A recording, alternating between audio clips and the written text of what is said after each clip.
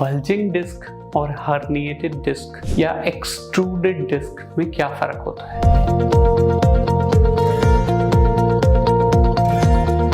बहुत कॉमन सवाल है और बहुत सारे पेशेंट्स को इसमें बहुत कंफ्यूजन होता है। कई सारे पेशेंट्स ये सवाल पूछते हैं कि डॉक्टर साहब बल्जिंग डिस्क जो है या ये जो एक्सट्रूडेड डिस्क है ये बल्जिंग डिस्क से कैसे फर्क है, प्रोट्रूजन क्या है, एक्सट्रूजन क्या है, तो ये सारे मेडिकल वर्ड्स हैं। पेशेंट का वास्ता इन सब शब्दों से इसलिए पड़ता है क्योंकि पेशेंट एमआरआई रिपोर्ट के साथ जो फिल्म्स के साथ जो रिपोर्ट मिलती है, रिटन रिपोर्ट, उसमें ये सारे वो शब्द मेंशन्ड होते हैं। ये डायरेक्टेड क्लिनिशियन के लिए होते हैं लेकिन पेशेंट भी उनको पढ़ता है और आजकल इंटरनेट मीडिया के आने के बाद आप डिजिटली काफी सारी चीजें पढ़ सकते हो, उनको समझ सकते हो। पर क्योंकि ज्ञान अधूरा होता है तो बात आधी समझ में आ जाती है और पूरी नहीं आती, और पूरी नहीं आती तो इसकी वजह से कंफ्यूजन और ज्यादा बढ़ता जाता है।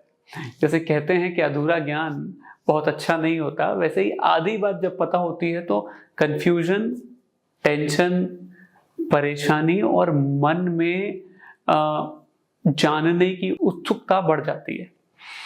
तो उसी को ही क्लियर करने के लिए मैं बताना चाहता हूं कि इन सब बातों में फर्क है क्या।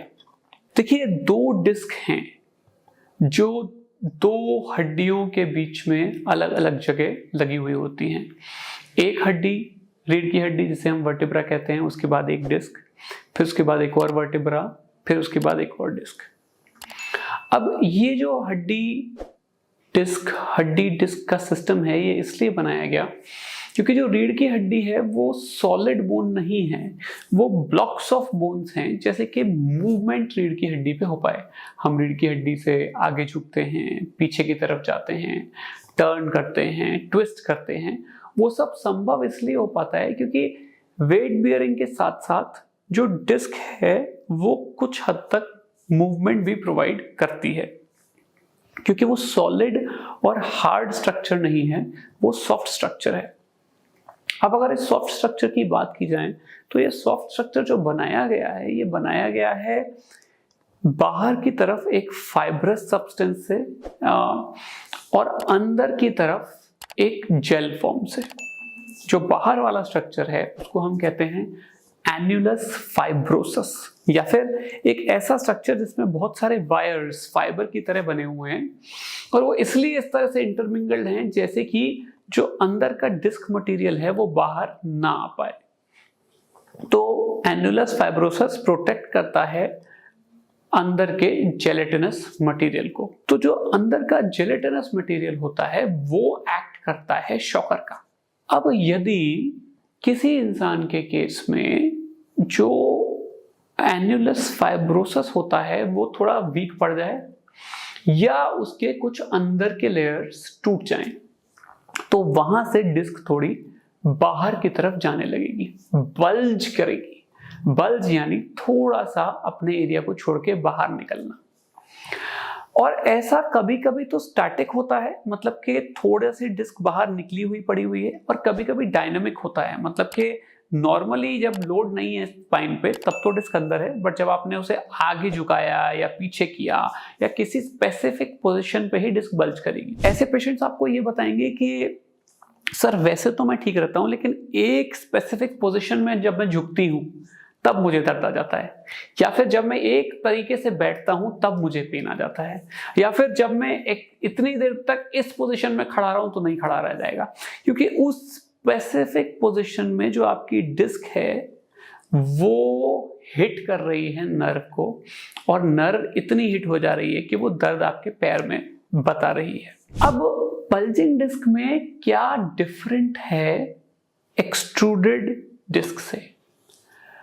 बल्जिंग डिस्क में हो सकता है कुछ एन्युलस के फाइबर्स टूट गए हों अंदर के या ढीले पड़ गए हों, बट कंप्लीट एन्युलर टियर नहीं होता है या पूरी तरह एन्युलस के फाइबर्स नहीं टूटते, कुछ फाइबर इंटैक्ट या बचे हुए रहते हैं। अगर वो कुछ फाइबर्स बचे हुए रहेंगे तो डिस्क बाहर की तरफ आ तो सकती है, पर वो आ करके नस को दबा भी सकती है, लेकिन वो वहां आके बैठे नहीं रह सकती। जो अंदर का सब्सटेंस है वो कंप्लीटली बाहर लीक नहीं कर सकता। हालांकि जब एक्सट्रूजन होता है इसमें कंप्लीटली एक तरह से गिव वे हो जाता है एन्युलस फाइब्रोसिस का, या कह लीजिए एन्युलस फाइब्रोसिस घुटने टेक देता है, हार जाता है या फिर फट जाता है, उस कवर में एक क्रैक आ जाता है और वो क्रैक खुल जाता है। और जब वो खुल जाता है तो जो अंदर का जेलेटिनस मटेरियल है वो बाहर निकलता है, और बाहर निकलने के बाद जो नर्व्स हमारी जा रही होती हैं उनके पास जमा हो जाता है, और जब वो वहां आ जाता है तो वो एक परमानेंट सिचुएशन होती है, फिर वो अंदर की तरफ वापस नहीं जाता। अगर आपको प्रोट्रूजन हो गया है या एक्सट्रूजन हो गया है, डिस्क अगर अपनी जगह से फट के बाहर आ गई है तो वो वापस नहीं जाती। बल्जिंग डिस्क में ऐसा नहीं है, वो अंदर की तरफ भी चली जाती है क्योंकि वो कंप्लीटली टियर नहीं हुआ है। तो प्रोट्रूजन और एक्सट्रूजन ये मान लीजिए एक तरह से एडवांस्ड स्टेज है बल्जिंग डिस्क की। अब ऐसा मैंने क्यों कहा, इस बात को समझते हैं। देखिए, जो भी प्रोट्रूजन या एक्सट्रूजन है वो ज्यादातर पेशेंट में बल्जिंग डिस्क से शुरू होगा। पहले आपको डिस्क बल्ज होगा क्योंकि लेयर्स धीरे धीरे करके टूटती हैं, क्योंकि एनुलस फाइब्रोस में बहुत सारी लेयर्स होती हैं, तो कुछ लेयर टूटेंगी तो थोड़ी वीकनिंग होगी तो थोड़ा सा लैक्स हो जाएगा, और टूटेंगी तो और लैक्स हो जाएगा, और फाइनली टूट जाएगा। और ऐसे टूट जाएगा तो अंदर से जो डिस्क मटेरियल है वो बाहर आ सकता है। अब क्या इसका मतलब ये है कि जो एक्सट्रूडेड डिस्क है उसमें वो इरिवर्सिबल कंडीशन है तो वो हमेशा बहुत परेशान करेगी, या उसमें सर्जरी करानी चाहिए और बल्जिंग डिस्क में नहीं करानी चाहिए, या बल्जिंग डिस्क में भी करानी चाहिए? क्या है, इसको सर्जिकली कैसे समझें? देखिए, कोई रूल नहीं है। किसी की बल्जिंग डिस्क इतनी छोटी हो सकती है कि वो मरीज को कोई सिम्टम ही ना दे, किसी का एक्सट्रूजन जो है वो इतना छोटा हो सकता है कि पेशेंट को कोई सिम्टम ही ना दे या माइल्ड सिम्टम्स आए, और भले ही वो अपनी जगह वापस नहीं जाएगा, लेकिन धीरे धीरे टाइम के साथ साथ वो जो डिस्क है उसको शरीर खा जाता है और वो वहां से गायब हो जाती है, मेल्ट अवे हो जाती है। धीरे धीरे शरीर उस डिस्क को, जो एक्स्ट्रा पोर्शन है जो बाहर आया, उसको गला देता है और धीरे धीरे एनुलस फाइब्रोसिस रिपेयर हो जाता है। और ज्यादातर पेशेंट्स में ऐसा ही होता है अगर लाइफस्टाइल और चीजों का ध्यान दिया जा सके और शरीर हील कर पाए। जनरली ऐसा होने के लिए हम लोग अप्रोक्सीमेटली पेशेंट को ये बोलते हैं कि 1.5 से 3 महीने तक आप वेट कर सकते हैं। हालांकि इसके अपवाद या इसके एक्सेप्शंस भी हैं। अब एक्सेप्शंस में क्या क्या आता है? अगर आपकी डिस्क वहां से बाहर निकली और काफी सारी डिस्क जो है वो रास्ते में, मतलब जहां पर एन्युलर रेंट या फिर जहां से डिस्क जो एरिया फटा हुआ है वहां पर भी फंसी हुई है, तो एक तो वो बैक पेन करेगी, लेग पेन तो होगा ही, पर और दूसरा वो जो हीलिंग पार्ट है, वापस एनुलस का जुड़ने वाला पार्ट है, उसको भी नहीं पूरा होने देगी। तो एनुलस में फंसी हुई डिस्क बैक पेन भी करती रहेगी और एनुलर रेंट या एनुलस में जो छेद हो गया है उसको रिपेयर भी नहीं होने देगी। दूसरी बात, यदि आपकी डिस्क को 90 दिन हो गए हैं और बहुत दर्द दे रही है और आप ठीक नहीं हो पा रहे हैं, या आपने पहले दवाई ली फिर ठीक हो गए फिर से दर्द आ गया है, या आपने इंजेक्शन लगवाया जिससे आप 2, 4, 6 महीने साल भर ठीक रहे और फिर से दर्द आ गया है, ऐसे केस में वो डिस्क अब अपने आप ठीक हो इसके चांसेस कम हो गए हैं, तो आपको अपने एंडोस्कोपिक स्पाइन सर्जन या माइक्रोस्कोपिक स्पाइन सर्जन या ओपन स्पाइन सर्जन से बात करनी चाहिए, जो भी आपके नियर बाय हो, और उनसे डिस्कस करना चाहिए कि क्या इलाज आपके लिए बेस्ट रहेगा। अब इसके बाद एक बात और है कि यदि ये बल्जिंग डिस्क सिर्फ बल्जिंग ही है, एनुलस नहीं टूटा है, लेकिन बहुत बड़ा बल्ज हो गया है, आपको एक्सट्रीम पेन दे रहा है, पैर में सुन्नाहट भी आ रही है, पैर में चलने में दिक्कत आ रही है, आपको वॉकिंग में या आपको पैरों में पैरालिसिस की दिक्कत हो रही है, या लैट्रिन बाथरूम का एरिया सुन्न हो रहा है, तो आपको जरूरी नहीं है कि आप एक्सट्रूजन का वेट करें। कभी कभी बहुत बड़ा बल्ज हो सकता है और उसी में ही सर्जरी की जरूरत पड़ सकती है।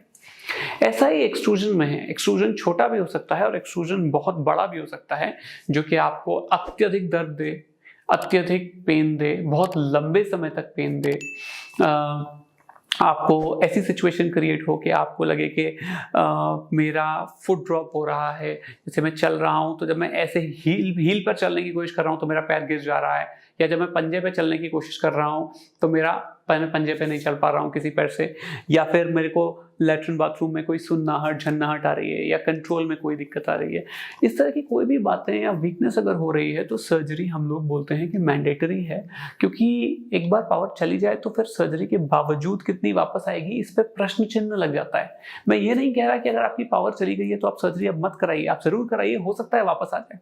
पर अगर पावर नहीं गई है और या पावर जाना शुरू हुई है, पावर गए हुए अभी 24 घंटे नहीं हुए, तो आपको रिलेटिवली अर्जेंट इलाज कराना चाहिए।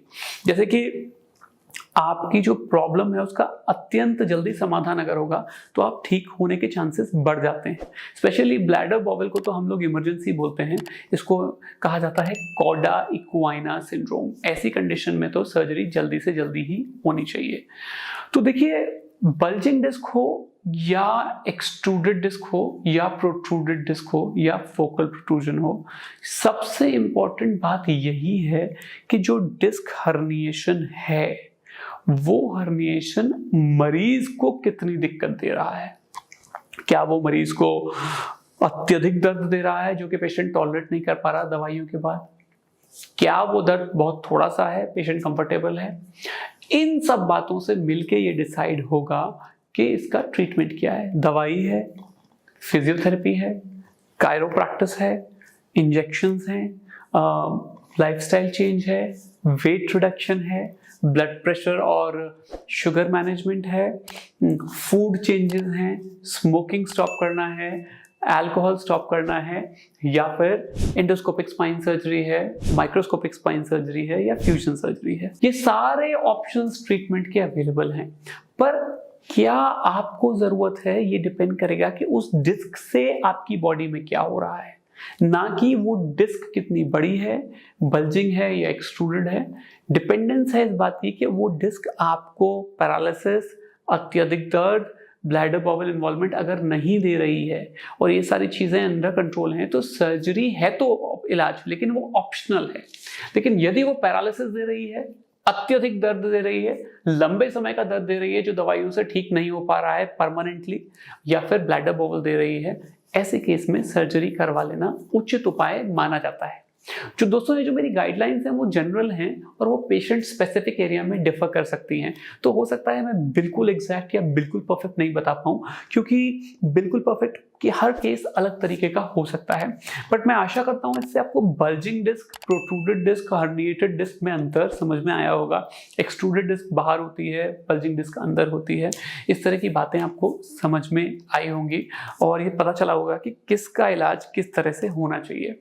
अगर आपके मेरे वीडियोस से आपको बातें समझ में आती हैं तो मेरे चैनल को लाइक और सब्सक्राइब कर सकते हैं।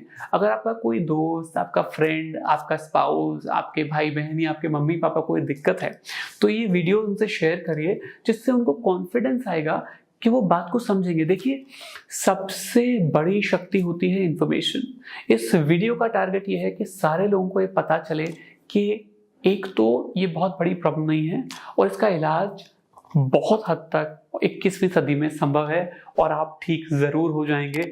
मेरा ये विश्वास है। मेरी बहुत सारी विशेष के साथ फिर मिलूंगा नेक्स्ट वीडियो में।